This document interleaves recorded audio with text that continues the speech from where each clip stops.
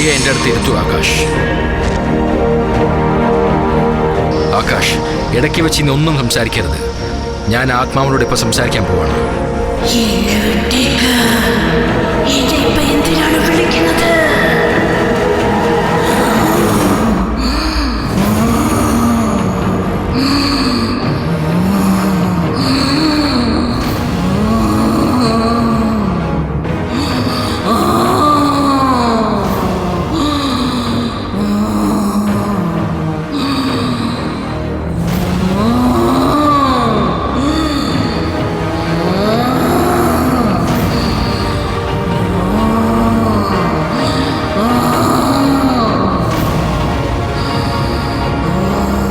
ആരാ നീ? എന്താ നിനക്ക് വേണ്ടത്?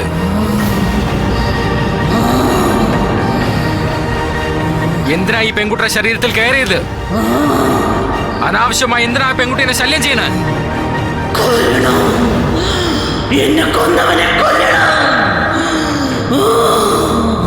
ആരെ കൊല്ലാനാണ് നീ ശ്രമിച്ചുകൊണ്ടിരിക്കണേ? 3 പേര്. ആ 3 പേരെ എനിക്ക് കൊല്ലണം. എനിക്ക് എന്റെ പ്രതികാരം. അവര് 3 പേര് രാക്ഷസന്മാരാണ്. ചോദിച്ചത് ആരാണെന്ന്?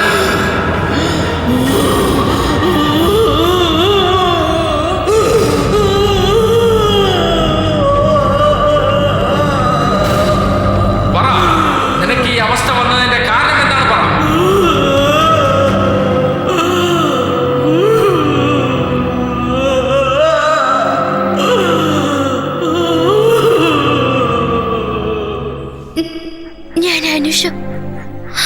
ഞാൻ ഈ ഗ്രാമത്തിൽ എന്റെ മുത്തശ്ശിനൊപ്പാണ് ജീവിച്ചുകൊണ്ടിരുന്നത്. അപ്പൊ ഞങ്ങളുടെ ഗ്രാമത്തിലേക്ക് രവി എന്ന ഒരാള് വന്നു. കുട്ടികളെ, നമുക്ക് എല്ലാവർക്കും കണക്കൊന്ന് നോക്കിയാലോ ഇപ്പോ?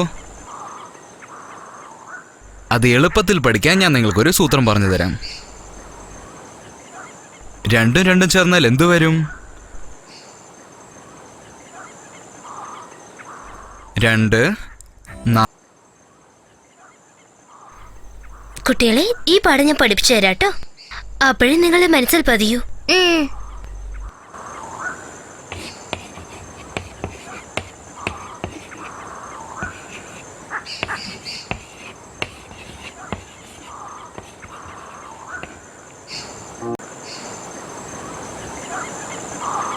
ടീച്ചറെ, പലവട്ടം കാത്തു നിന്ന് ഞാൻ കോളേജിൻ മൈതാനത്ത്. ഒരു വട്ടം പോലും നീ വന്നില്ലേ? എന്താ മോനെ, നിനക്ക് മാത്രം വന്നു അല്ലേ? ഇങ്ങനെ മണ്ണും ചാരി നിന്നവൻ പെണ്ണിനെയും കൊണ്ട് പോയാ ഞങ്ങളൊക്കെ എന്ത് ചെയ്യും?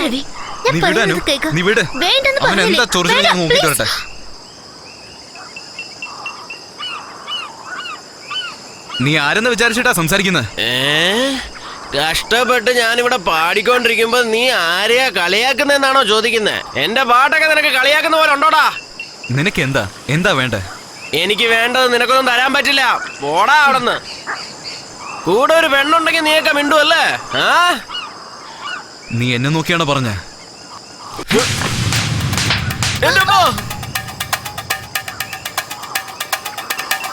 നീ വാനു.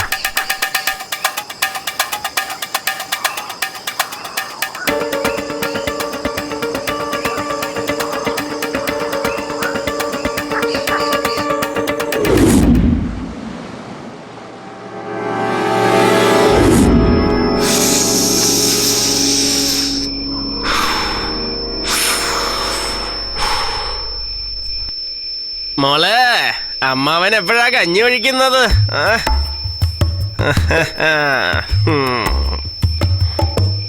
എന്താ അളിയാ, നിന്റെ അനിയത്തിക്കൊരു മൈൻഡൊന്നും ഇല്ലല്ലോ. നാട്ടിലുള്ളവരെല്ലാരും എനിക്ക് അനിയത്തിമാരാണെ പിന്നെ ഞാനൊക്കെ എന്ത് ചെയ്യോടെ? ഏയ് വിട്ടേക്കടാ.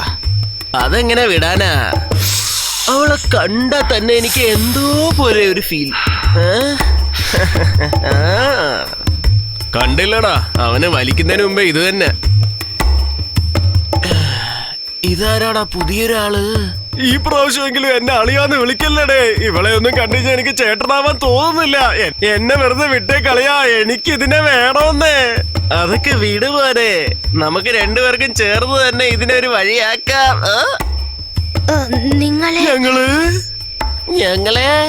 ഞങ്ങളെ അത് അത് പറ. സംസാരിക്കാൻ പറ്റാത്തപ്പോഴേ നീ ഇങ്ങനെയൊക്കെ കാണിക്കുന്നുണ്ടല്ലോ. കുഴപ്പമില്ലാത്ത ആളാണെങ്കിൽ നീ എന്തൊക്കെ കാണിക്കും. ഞങ്ങളെന്ന് കുറച്ചു നേരമായിട്ട് പറഞ്ഞല്ലോ, എന്നിട്ട് ഇപ്പൊ എന്താ ഒന്നും മിണ്ടാത്തേ? ദിനേശ്, ഗുരു വന്നിട്ടുണ്ട്. സ്വാമി നമസ്കാരം. നമസ്കാരമൊക്കെ ഇരിക്കട്ടെ. ഒരെണ്ണം കൂടി ഇരിക്കട്ടെ. ഇവിടെ എന്താ ചെയ്തോണ്ടിരിക്കണേ? ഇല്ല ഗുരു, അത് പിന്നെ ഞങ്ങൾ വന്ന് നിങ്ങളെ കുറിച്ച് എനിക്ക് നന്നായി അറിയാം. അവളോട് പോവാൻ പറ. നീ ഇപ്പൊ പോ, നിന്നെ ഞാൻ പിന്നെ വച്ചേക്കാം. പിന്നൊരു കാര്യം, അർദ്ധരാത്രിയിൽ പൂജ വെച്ചിട്ടുണ്ട്. പുറത്തിറങ്ങി നടക്കാതെ പൂജയ്ക്ക് എത്തിക്കൊള്ളണം. വന്നേക്കാം ഗുരു. നമ്മുടെ സമയം തന്നെ. ആവശ്യമില്ലാത്ത സമയത്തൊക്കെ ഇയാള് വരത്തുള്ളൂ, വെറുതെ.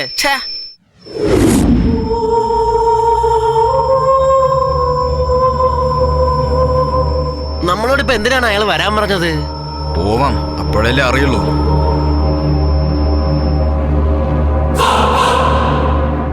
ഗുരു നമസ്കാരം. നമസ്കാരം സ്വാമി. പറഞ്ഞതെല്ലാം ചെയ്തല്ലോ? ചെയ്തു ഗുരു. ശരി, ഇരിക്കൂ.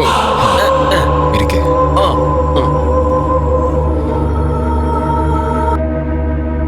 എന്തിനാ കുട്ടീനെ കളിയാക്കിയത്?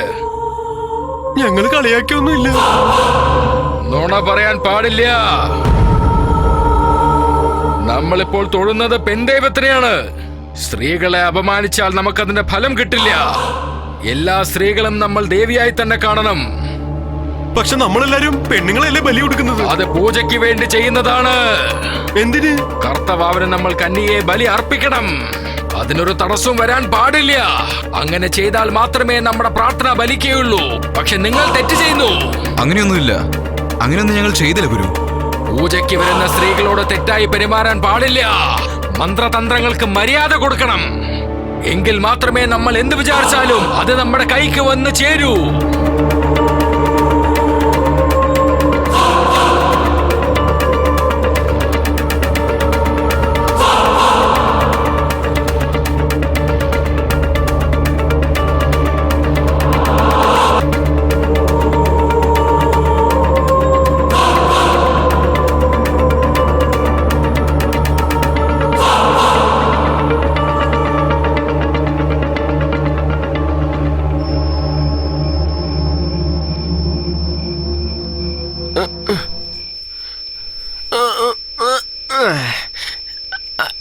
അളിയോ, സൈഡ് ഡിഷ് ഒന്നും ഇല്ലേ?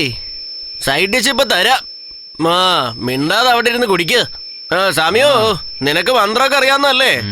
രണ്ടെണ്ണം എടുത്തങ്ങ് പറ, അല്ലെങ്കിൽ നീയൊന്നും സാമി ആവത്തില്ലെന്ന് ഞാനങ്ങ് ശപിക്കും. എന്താളേ, ഞാൻ പറഞ്ഞത് ശരിയല്ലേ? അതെ, അവൻ പറഞ്ഞത് ശരി. അവൻ ശപിക്കൂ. എന്തെങ്കിലുമൊക്കെ പറ.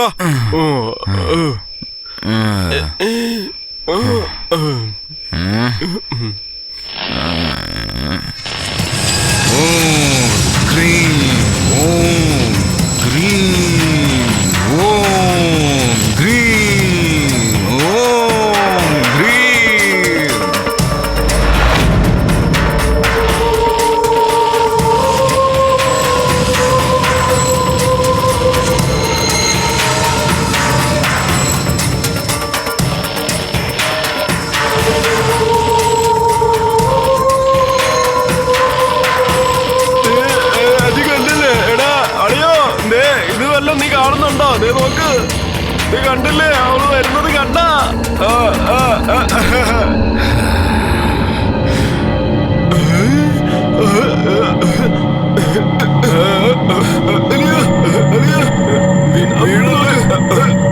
ഇല്ല, ഞാൻ വീഴില്ല. ഇതവളാണല്ലേ? ഞാനൊന്ന് അടുത്ത് പോയി നോക്കിട്ടേ. നീ ഒരു സ്വാമി തന്നെ, നീയൊക്കെ സ്വാമി തന്നെ.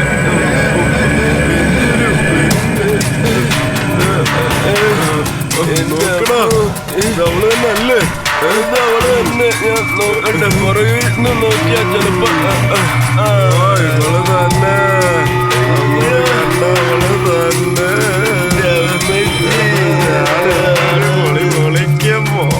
ഇവര് സന്തോഷമായിരിക്കണമെങ്കിൽ നീ കഷ്ടപ്പെടരുത്. അതുകൊണ്ട് നീ തന്നെ നിന്റെ ബോധം നഷ്ടപ്പെടുത്ത്.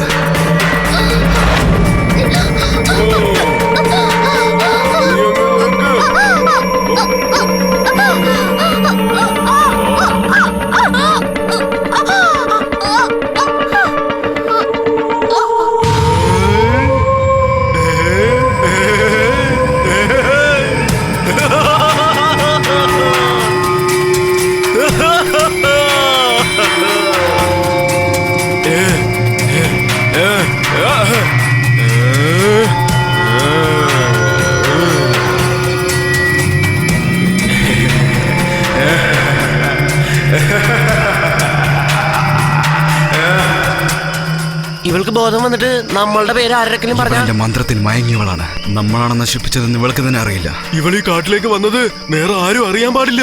ഇവളെടുത്ത് നമുക്ക് അവിടെ എവിടെയെങ്കിലും കൊണ്ടുപോയി ഇടാം. എന്തു പറയുന്നു? ആ എടുക്ക്, എടുക്ക്.